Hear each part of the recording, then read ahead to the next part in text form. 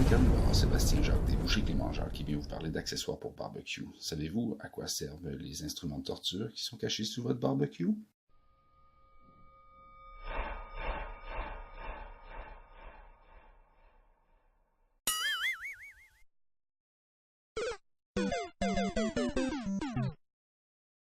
Eh bien, n'ayez crainte, aujourd'hui on démystifie tout ça. Un Indien m'a prêté des flèches pour que je puisse vous montrer ici la tige principale. C'est là-dessus qu'on va piquer la viande. Ici, c'est l'appareil qui va améliorer le roulement de la tige, puisqu'elle est carrée, la tige, habituellement. Donc, on a un appareil qui est rond pour que ça soit mieux. Et puis, le contrepoids, on va en parler un petit peu plus tard. Les deux fourchettes, une grosse, une petite, comprenant 4 pics habituellement. Tous ces appareils sont munis de vis de serrage, donc je vous encourage à traîner avec votre kit de barbecue une petite paire de pinces qui va améliorer la solidité.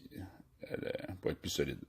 Ici, l'appareil qui va améliorer le roulement, on voit l'encavure ici, c'est là que ça va être à côté sur votre rebord de barbecue, donc essayez de le centrer le plus possible.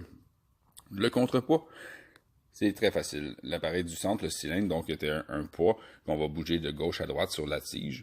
Et comme vous voyez, si on va le mettre vers l'extérieur, ça va contrer un poids qui va être plus grand. Et puis si on le met vers la tige, ça va être un poids qui va être moins grand.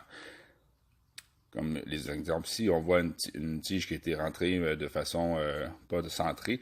Donc, il y a toujours une partie qui va avoir plus de poids que l'autre. Donc, on va toujours mettre notre contrepoids à l'opposé, si vous voulez, du poids plus pesant. Donc, pour pas que ça fasse un roulement qui soit constant, puis arriver à un certain point, boum, le roulement s'accélère et puis donc la cuisson va être instable dans cette section-là et ça risque d'endommager votre moteur. Donc, la tige ici, on voit l'encavure pour rentrer dans le moteur, justement. Ce triangle-là, c'est le triangle où on veut mettre notre pièce de viande. On veut que la chaleur soit très présente à l'intérieur de l'enceinte de notre barbecue, mais on veut quand même garder un espace pour pas que les flammes brûlent notre viande. On essaie aussi, si on a un infrarouge, comme dans ce cas-ci, de garder notre pièce de viande, notre première fourchette, vis-à-vis cette partie-là pour avoir un maximum de chaleur. Pour ceux qui se demandaient, j'ai retrouvé Baby Fuck. Il est là. Donc, facile, centrer la première brochette vis-à-vis l'élément, piquer la viande, venir barrer tout ça avec la deuxième fourchette en assemblage très serré, mettre le contrepoids si nécessaire, et on part. Ici, on voit, j'ai mal centré volontairement le rebord de mon barbecue. Vous voyez, ça peut empêcher la tige de bien tourner. Donc, il aurait dû se trouver exactement où la barre jaune. Ici, si vous mettez un contrepoids, c'est sûr que si vous voulez mettre des pommes de terre, ça se peut qu'elle se fasse brasser un petit peu. N'oubliez pas d'enlever la grille non plus. Je vous conseille fortement de laisser un petit espace, à peu près d'1 pouce, là, sur le couvercle de votre barbecue. Sinon, l'enceinte va monter beaucoup trop haut en degrés. Donc, autour de 800 degrés, ça peut monter un barbecue, dépendamment de la force. Ici, on voit très bien l'infrarouge qui est à l'œuvre.